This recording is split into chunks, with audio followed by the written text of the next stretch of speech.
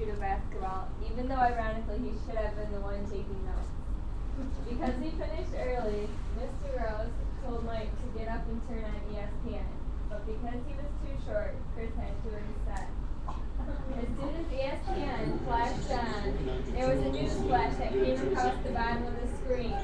And all of a sudden, a woman, very pale-looking, spoke nervously about the breaking news waiting to happen.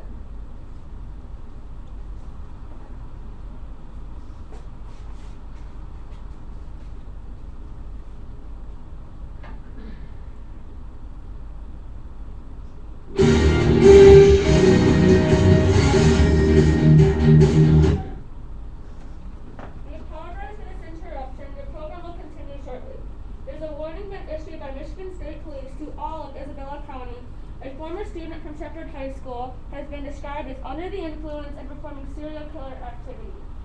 This warning is not to be taken lightly. The student has already killed Shepherd High School's athletic director, Wendy Bridges, and 2 police officers trying to restrain him. The student is 5'7" with a medium build and was last seen wearing school running boots. Many say that the student resembles a sloth character from Ice Age, and we are currently looking at a photo so that you can better identify him in the future. His name is Scott James Lemkill. If you have any information, please call the authorities immediately. We will continue to update the public throughout the day. Your program will now continue.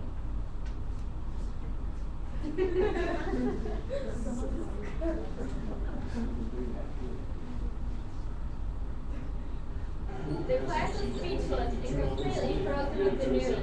It is hard to say that many were surprised, but no one expected to kill Bridges.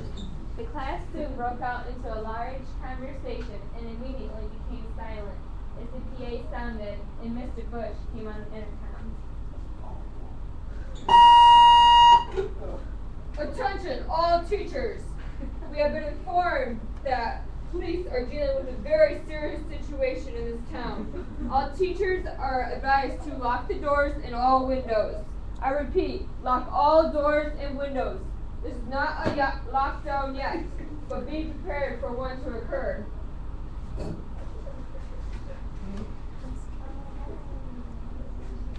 Everyone was still, but a faint whisper came from the side of the room as Joel turned to Glenn and said, "Zombie apocalypse."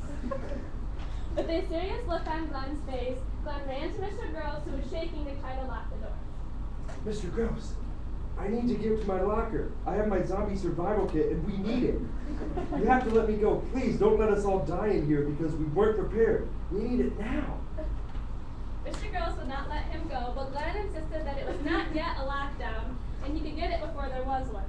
But he was about to run out of the room, but Whitney stopped him and told him that they should make a secret knock just in case, so they knew it was him. It was decided that he would do 3 taps on the door so they all would know it was him. Mr. Gross waited nervously, and 5 minutes passed, the PA sounded again, and Mr. Bush yelled on the intercom.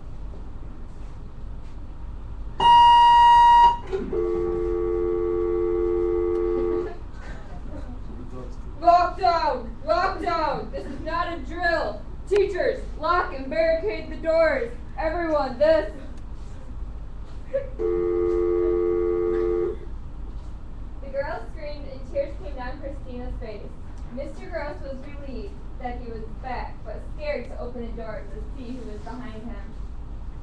Mr. Gross stumbled to the door and dropped his keys as he struggled to open it. Someone opened the door from outside. We could not see who this was on the other side, but Mr. Gross was very scared. He put all his weight against the door. His 2 bloody arms came into the door. Mr. Gross leaned into the door and cut the arms off. It was the person behind the door that Mr. Gross was scared to let Glenn in. Mr. Gross took his weight off the door and Glenn fell into the room.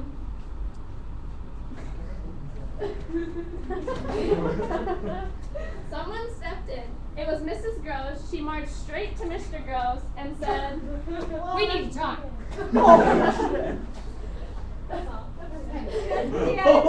Holy, that's scary.